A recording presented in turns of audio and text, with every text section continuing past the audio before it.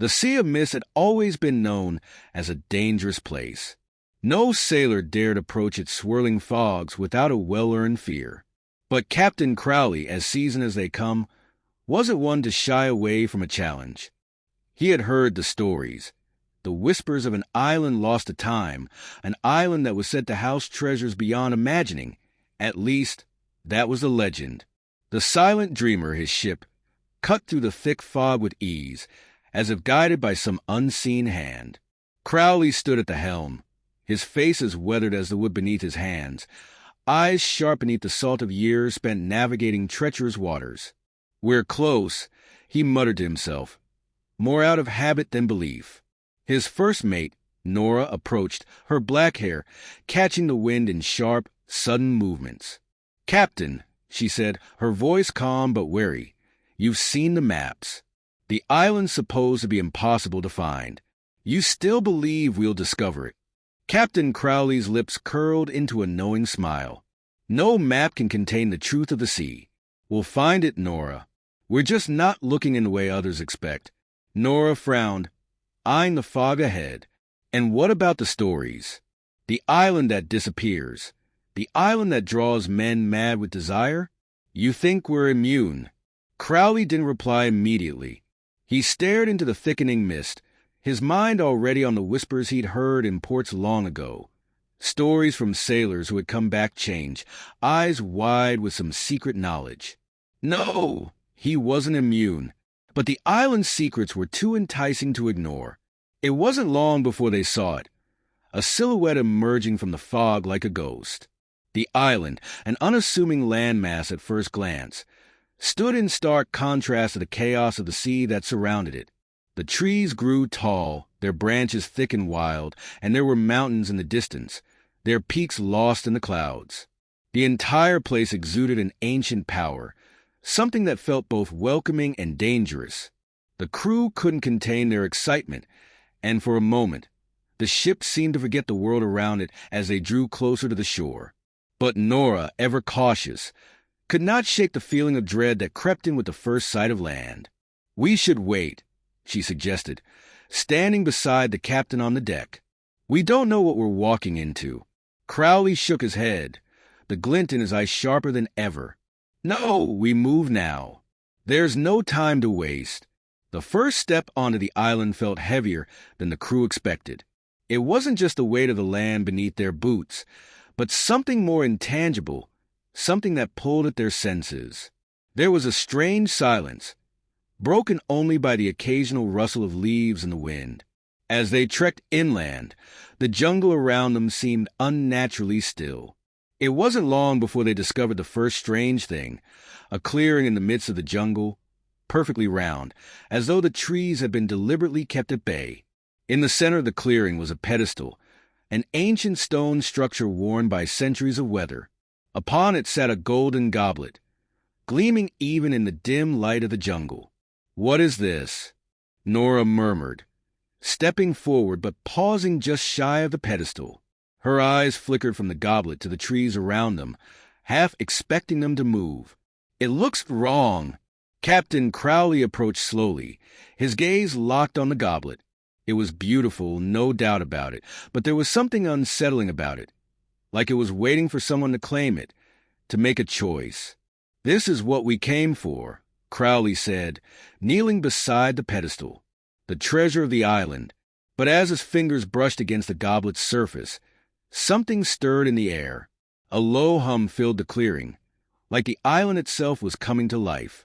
The goblet began to glow faintly, and Crowley felt a surge of energy course through him, a feeling both exhilarating and terrifying.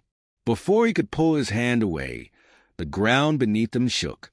"Captain," Nora cried out, grabbing his arm, "we need to leave now." But it was too late.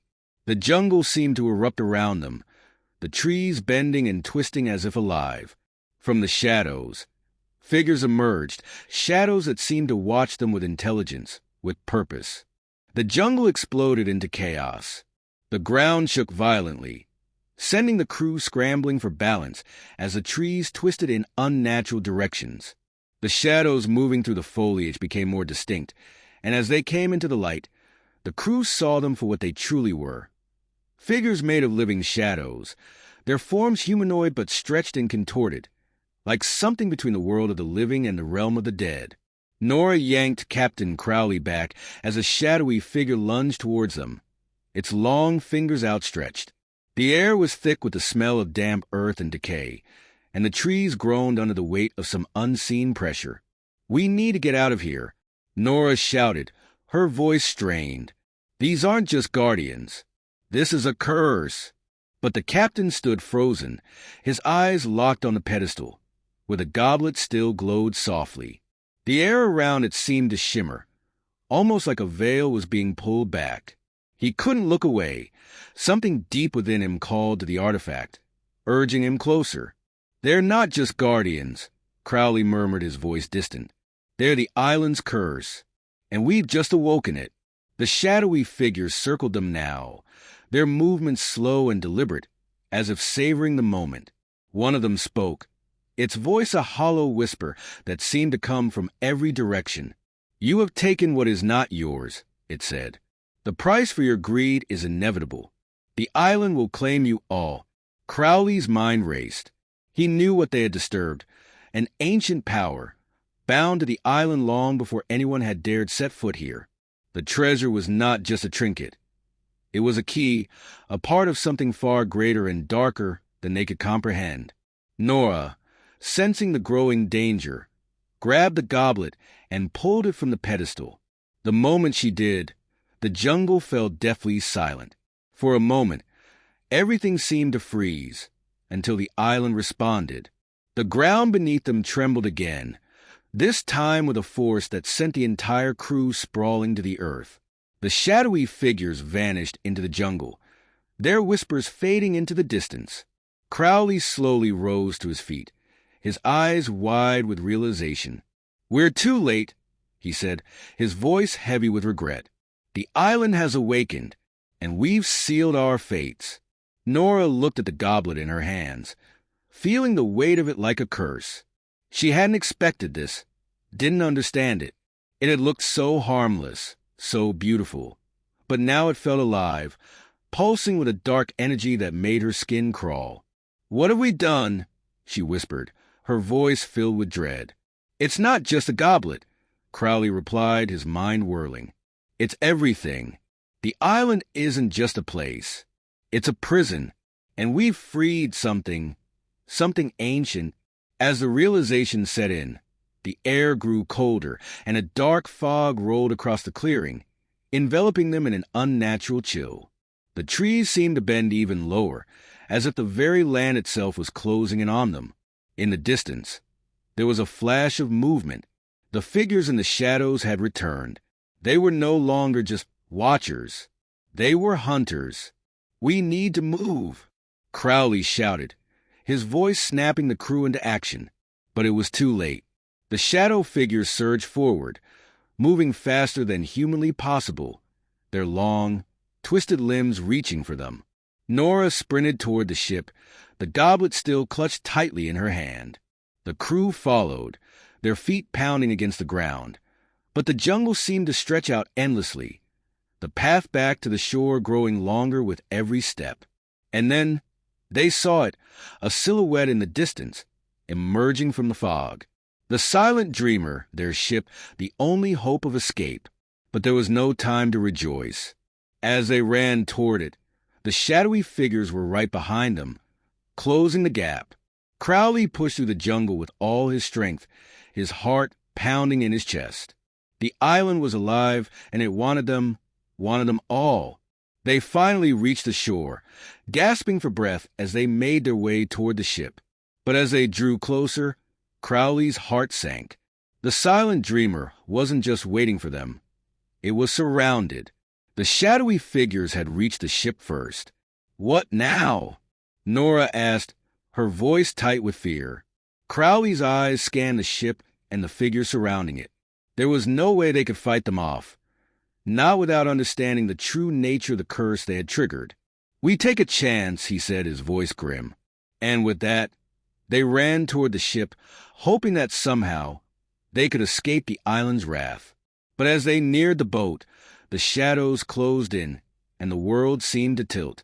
As they reached the silent dreamer, the crew braced themselves for the inevitable confrontation. The figures from the shadows, now swirling around the ship like storm clouds, seemed to pull the very light from the air. Every step they took forward was met with an overwhelming sense of dread, as if the island itself was pushing back against them. Crowley's mind raced. His gaze flickered to the goblet, still clutched tightly in Nora's hands. The object seemed to pulse with a life of its own, its dark energy feeding the island's curse. Whatever power it held, it was undeniable. And now, it was their only hope for survival. "Get to the ship," Crowley barked. "Don't look back." But the crew hesitated, fear locking their legs in place. The shadow figures were drawing closer, their forms shifting with an eerie fluidity, like the darkness itself was taking shape. The whispers they emitted were louder now, filling the air with a bone-chilling sense of inevitability. Nora, still gripping the goblet, felt an overwhelming pull toward the figures. It was as if the island was calling to her, urging her to give in, to surrender the artifact. It was a force she couldn't explain, a force that seemed to reach into the depths of her soul and twist her thoughts. "Crowley," she shouted, her voice trembling. They want the goblet. If I give it to them, maybe we can leave in peace." Crowley turned to her, his expression hardening. He understood her struggle. The goblet was powerful, but it wasn't just any artifact. It was part of the curse, a key to unlocking the island's dark secrets. If Nora gave it up, there was no telling what would happen. "No," Crowley said firmly. "We're not giving it to them. The island wants more than the goblet. It wants us." The crew exchanged uneasy glances, their terror growing as the figures closed in, their forms now visible in the dim light. Their eyes, if they could even be called eyes, glowed with an eerie red hue, hollow and unblinking. And as they moved closer, they seemed to whisper, the words unintelligible, but their meaning clear. The jungle itself felt suffocating now. The trees loomed above like monstrous giants, their gnarled branches reaching down like fingers, ready to entrap them. It was as if the entire world had turned against them. Crowley stepped forward, motioning for the crew to follow. "We have to fight our way through. Get on the ship now." But as they made their way to the deck of the ship, the shadow figures were already upon them. They moved with terrifying speed, their long, twisted limbs snatching at the crew with inhuman precision. One of the crew members was pulled into the darkness before anyone could react. The others fought back, swinging weapons and throwing anything they could get their hands on, but the shadows seemed impervious to their attacks. Nora felt the presence of the goblet heavy in her hands. She had to make a choice. The island was taking its toll on the crew, and she could feel the cursed power of the artifact surging within her. If she didn't do something soon, it would consume them all. With a desperate breath, Nora turned to Crowley. "We need to destroy it. The goblet. It's the source of all this." Crowley hesitated, his gaze flickering to the artifact. It was a decision that could end everything, but could they afford to wait any longer? Before he could respond, the ship lurched beneath them. The sea around the silent dreamer began to churn violently, as if the very ocean was reacting to the curse now spreading across the island. Waves crashed against the hull, and the ship's mast groaned under the strain. The shadow figures continued their relentless assault, now forcing the crew toward the edge of the ship. Nora could feel her strength fading. The goblet's pull was growing stronger, as though it were drawing her closer to the island's heart, closer to whatever dark fate awaited them. "Throw it into the sea!"